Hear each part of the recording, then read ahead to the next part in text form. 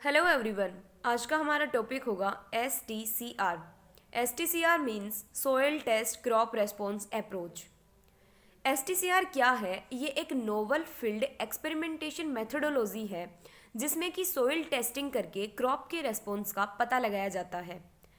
अगर S T C are के basic principle की बात की जाए तो इसका बेसिक प्रिंसिपल है कि क्रॉप प्रोडक्शन सिस्टम के किसी भी एक कंपोनेंट का उस सिस्टम से प्राप्त होने वाली यील्ड के बीच में क्या क्वांटिटेटिव रिलेशन है, ये बताने में S T C R help करता है। या फिर दूसरे शब्दों में कहा जाए तो S T C R crop production system के किसी भी एक कंपोनेंट का उस सिस्टम से प्राप्त होने वाली यील्ड के बीच में क्वांटिटेटिव रिलेशनशिप को डेवलप करता है कि उनके बीच में क्या क्वांटिटेटिव रिलेशनशिप बनेगा। दोनों फैक्टर्स इंक्रीज होंगे या डिक्रीज होंगे, एक इंक्रीज होगा या एक डिक्रीज होगा, इस प्रकार से ये क्वांटिटेटिव रिलेशनशिप को बताता है। S T C R technique के प्रोसीजर की बात की जाए तो इसमें एक फील्ड को सेलेक्ट किया जाता है। जनरली ये रीजन स्पेसिफिक होगा और वो फील्ड सेलेक्ट किया जाता है जिसकी फर्टिलिटी लो होती है। उस फील्ड को 4 इक्वल स्ट्रिप्स में डिवाइड करेंगे।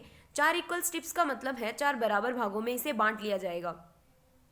अब चारों जो स्ट्रिप्स हैं उसमें फर्टिलाइजर्स दिए जाएंगे। सबसे पहले स्ट्रिप में कोई भी फर्टिलाइजर नहीं दिया जाएगा और second, third and fourth strip में हाफ 1 और 2 टाइम की कंसंट्रेशन से एनपीके फर्टिलाइजर्स की क्वांटिटी को दिया जाता है।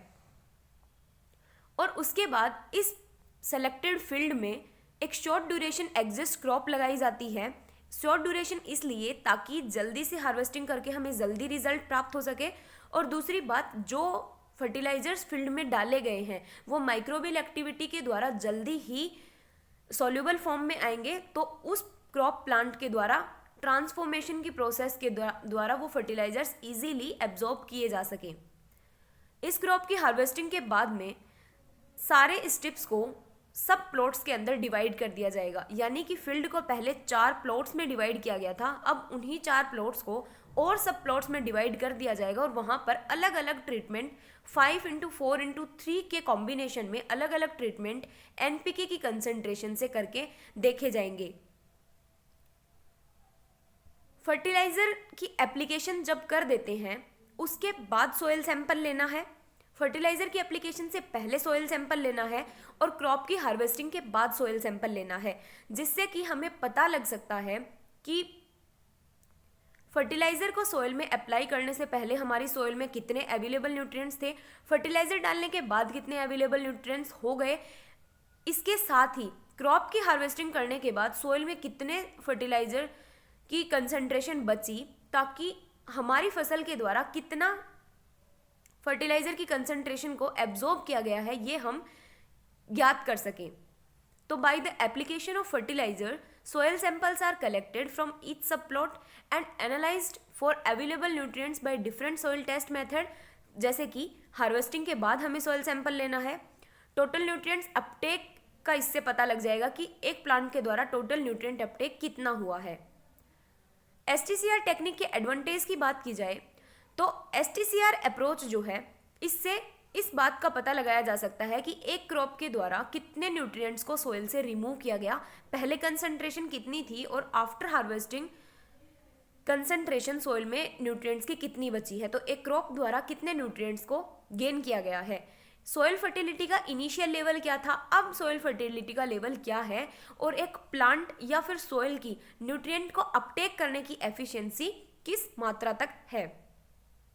इसके अलावा एसटीसीआर अप्रोच जो है वो सोइल फर्टिलिटी को मेंटेन करने में हेल्प करती है और यील्ड में जो रिडक्शन होता है due to low concentration of fertilisers उसे मेंटेन कराने में हेल्प करती है, क्योंकि जब हमें सोइल फर्टिलिटी का कंसंट्रेशन पता लग जाता है तो हम उसके हिसाब से जो मेजर्स हैं उनको यूज़ कर सकते हैं सोइल की फर्टिलिटी को ट्रीट करने में, जिससे हमारी यील्ड पर अल्टीमेटली ज़्यादा इफेक्ट नहीं पड़ेगा। उसके बाद जो जिस टाइप से हम सोइल का सिलेक्शन करके उसको डिवाइड करके न्यूट्रिएंट्स की कंसंट्रेशन की सोइल टेस्टिंग के द्वारा पता लगाते हैं, उस हिसाब से सोइल को 3 कैटेगरीज में हम डिवाइड कर सकते हैं: low fertile soil, medium fertile soil and high fertile soil. STCR approach जो है वो 3 बेसिक रिक्वायरमेंट्स के ऊपर डिपेंड करती है। वो 3 बेसिक रिक्वायरमेंट्स हैं कि हमें पता होना चाहिए कि एक जो भी क्रॉप हमने लगाई है उसका 1 क्विंटल प्रोड्यूस हमें प्राप्त करने के लिए कितने किलो न्यूट्रिएंट्स की रिक्वायरमेंट होगी, सोइल में कितने न्यूट्रिएंट्स का कंट्रीब्यूशन यानी कि पहले से सोइल में कितने न्यूट्रिएंट्स बचे हुए हैं, और फर्टिलाइजर के द्वारा हमने कितने न्यूट्रिएंट्स और सोइल में ऐड किए हैं। ये तीन बेसिक चीज़ें हैं जिनकी जनरली एसटीसीआर अप्रोच या एसटीसीआर टेक्निक को यूज़ करते हुए हमें रिक्वायरमेंट होती है।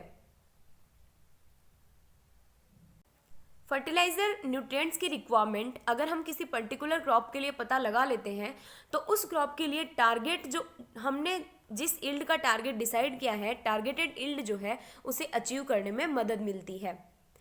एसटीसीआर टेक्निक जो है वो लाइबिग के लॉ ऑफ मिनिमम सिद्धांत के ऊपर वर्क करती है। लाइबिग एक साइंटिस्ट थे जिन्होंने लॉ ऑफ मिनिमम का सिद्धांत दिया, और एसटीसीआर अप्रोच जो है वो लाइबिग के लॉ ऑफ मिनिमम सिद्धांत पर ही वर्क करती है।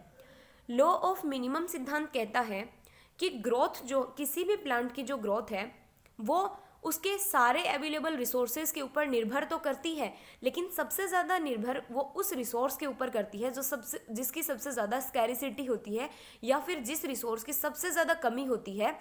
प्लांट की ग्रोथ उसी रिसोर्स के द्वारा बताई जाती है या उसी रिसोर्स के द्वारा डिटरमाइन की जाती है। फॉर एग्जाम्पल, अगर किसी प्लांट की कोई भी प्लांट है उसकी ग्रोथ तब लिमिटेड हो जाएगी जब सारे न्यूट्रिएंट्स एडिक्वेट अमाउंट में हैं, सारे न्यूट्रिएंट्स अच्छी मात्रा में प्रेजेंट हैं जितना उन्हें चाहिए, लेकिन सिर्फ एक न्यूट्रिएंट की कमी होने पे भी प्लांट की ग्रोथ जो है वो रुक सकती है। इसी सिद्धांत के ऊपर एसटीसीआर अप्रोच भी वर्क करता है।